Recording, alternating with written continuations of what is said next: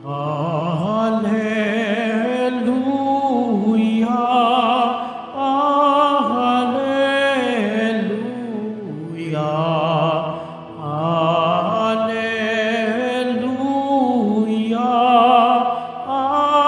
Hallelujah.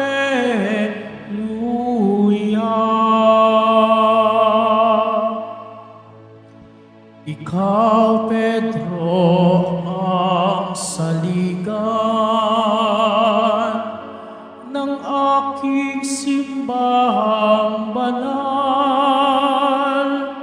na daig ang kamatayan. Hallelujah, Hallelujah, Hallelujah, Hallelujah.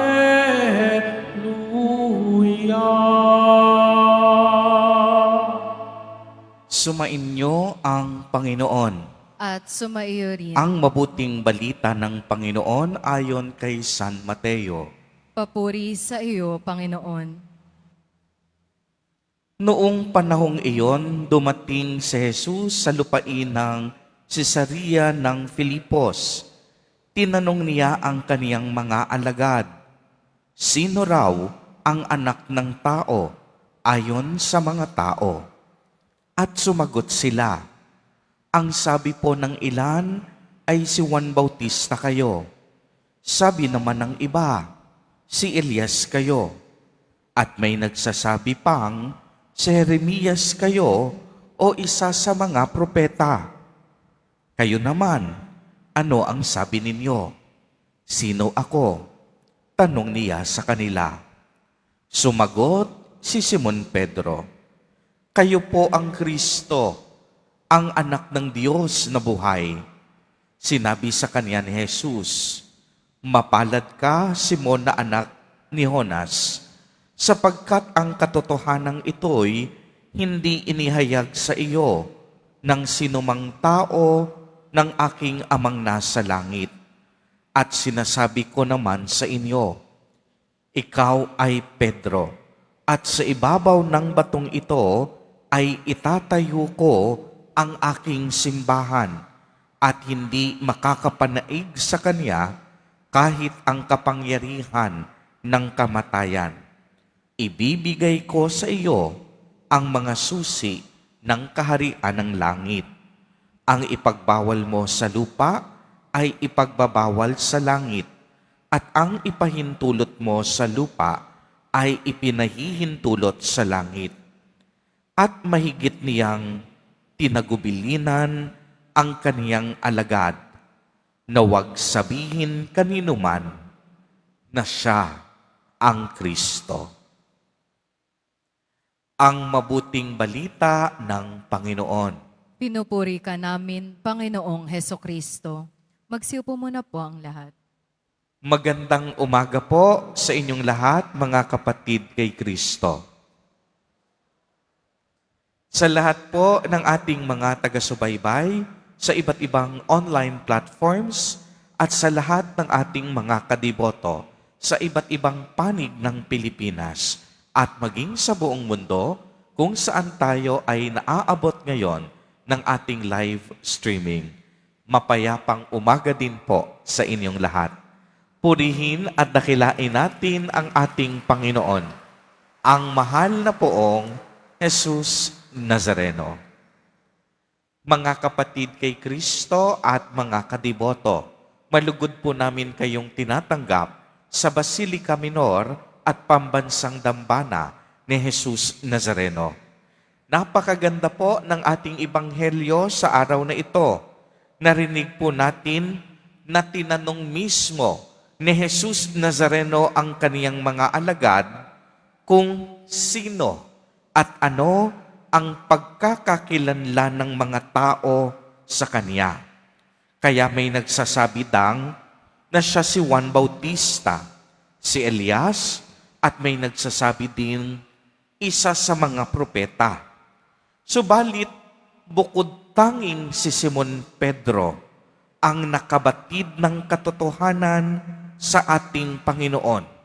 At sinabi niyang si Jesus Nazareno ang Kristo, ang anak ng Diyos na buhay. Kaya mga kapatid, mahalaga po ang wastong pangunawa at pananampalataya kay Jesus bilang ating Mesiyas at anak ng Diyos na kataas-taasan. Pagmasdan po ninyo itong mabuti. Nakilala ni Pedro na si Jesus Nazareno ang tunay na Mesiyas, hindi dahil magaling siya, hindi dahil matalino siya, hindi dahil sa sarili niyang lakas. Kung inyong mapapansin, si Pedro wala namang mataas na pinag-aralan sa batas. Si Pedro ay simpleng mangingisda lamang. Subalit, ito'y nabatid niya dahil may puso siyang marunong makinig at pusong laging handang sumunod sa kalooban ng Diyos. Kaya si Jesus Nazareno mismo ang nagsabi, ang naghayag ng katotohanan ito, mismo ang Diyos Ama. Kaya mga kapatid, hindi natin makikilala sa Jesus Nazareno kung hindi tayo puspos ng Espiritu ng Diyos. Hindi natin makikilala ang ating Panginoon kung tayo ay palagawa ng masama. Makikilala lamang natin sa Jesus kung tayo ay may pusong marunong makinig sa Kanyang mga salita at may pusong marunong sumunod sa Kanyang kalooban.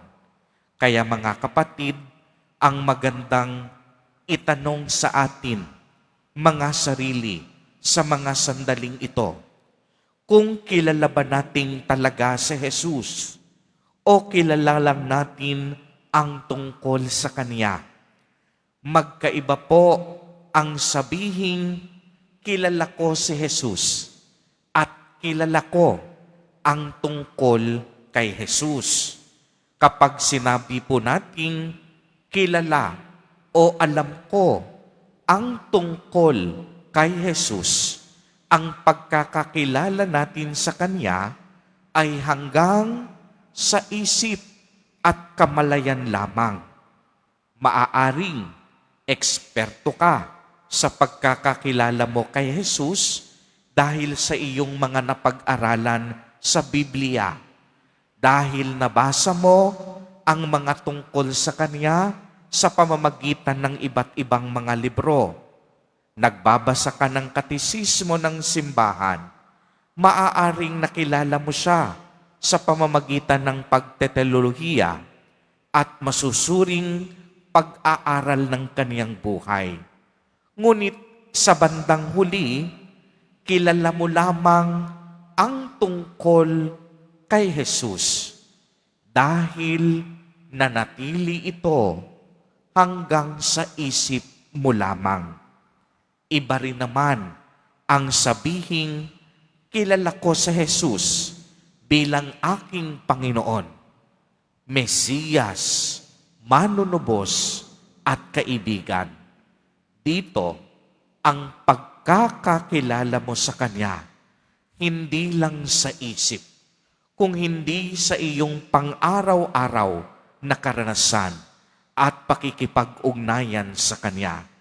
Ibig sabihin, nakilala mong una si Jesus sa iyong isip at tumagos sa iyong kalooban at nakita sa iyong buhay. Kaya mga kapatid, kung nakilala mo talaga si Jesus bilang iyong Panginoon, Mesiyas at manunubos, nararapat isinasabuhay mo ang pagkakakilala mo sa Kanya. Uulitin ko po sapagkat ito'y napakahalaga, nararapat isinasabuhay mo ang pagkakakilala mo kay Jesus Nazareno. Siya ang dapat nating sambahin, papurihan at bigyan ng karapat-dapat na parangal. Kung nakilala mo si Jesus bilang iyong manunubos, nararapat lamang hindi ka natatakot sa gitna ng mga pagsubok at unos ng buhay. Dahil alam mo na lagi kanyang ililigtas at hindi kanya pababayaan. Kung nakilala natin si Jesus bilang ating kaibigan, nararapat lagi natin siyang kinakausap sa pamamagitan ng pagdarasal at pagdalo sa banal na Eukaristiya. Kung nakilala natin si Jesus, nararapat lamang sinasalamin natin sa ating pang-araw-araw na buhay ang ebanghelyo na ating napakinggan. Kung kilala natin si Jesus, nararapat nating sundin ang kaniyang mga yapak. Marunong tayo dapat magtiis, magsakripisyo, gumawa ng mabuti, magmahal, hindi para sa ating sarili, kung hindi para sa kapakanan ng iba. Kung kilala natin si Jesus, dapat nabubuhay tayo sa landas ng kabanalan. Mga kapatid kay Kristo, lagi po nating tatandaan ang tunay na pagkakilala kay Jesus hindi dapat nananatili hanggang sa isip o kamalayan lamang. Dapat ang pagkakakilala natin sa Kanya dumadaloy sa ating mga puso at tumatagos sa ating mga kamay. Ibig sabihin nito, dapat kung kilala natin si Jesus, makita ito sa ating tamang pamumuhay, mabuting pakikipagkapwa-tao at kagandahan ng ating pag-uugali at ibayong pagmamahal sa Diyos at kapwa. Upang sa gayon, masalamin sa ating mabubuting pagkilos at mapagmahal na gawa ang tunay na mukha ni Jesus Nazareno, ang mukha ng awa at pagmamahal. Amen. Amen. Purihin at dakilain natin ang ating Panginoon, ang mahal na poong Jesus Nazareno.